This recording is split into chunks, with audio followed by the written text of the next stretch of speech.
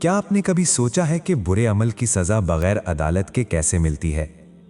آج کا واقعہ بتائے گا کہ اللہ کا انصاف کتنا خاموش اور کتنا زبردست ہوتا ہے۔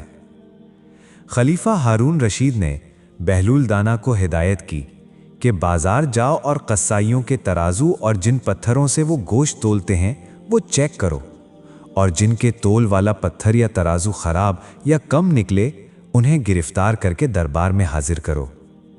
بہلول بازار جاتے ہیں، پہلے قصائی کا تول والا پتھر چیک کرتے ہیں تو وہ کم نکلتا ہے۔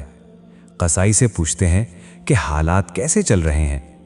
قصائی کہتا ہے کہ بہت برے دن ہیں، دل کرتا ہے کہ یہ گوشت کاٹنے والی چھری بدن میں گھسا دوں اور ابدی نیند سو جاؤں۔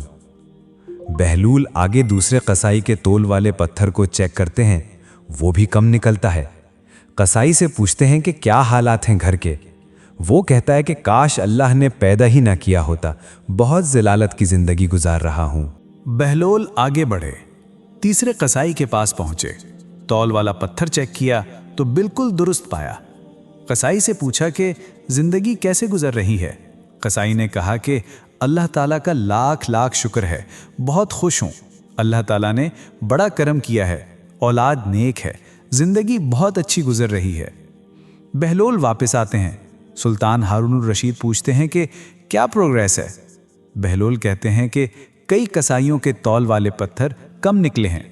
سلطان نے غصے سے کہا کہ پھر انہیں گرفتار کر کے لائے کیوں نہیں؟ بہلول نے کہا اللہ تعالیٰ انہیں خود سزا دے رہا تھا، ان پر دنیا تنگ کر دی ہے تو یہاں لانے کی کیا ضرورت؟ یاد رکھو، جو دوسروں کا حق مارتا ہے اللہ اس کی خوشیاں، اس کا سکون اور اس کی زندگی سے برکت چھین لیتا ہے۔ بہلول دانا کا پیغام آج بھی زندہ ہے۔ اگر دنیا میں انصاف نہ بھی ہو تو آسمان کا ترازو کبھی نہیں جھوٹ بولتا۔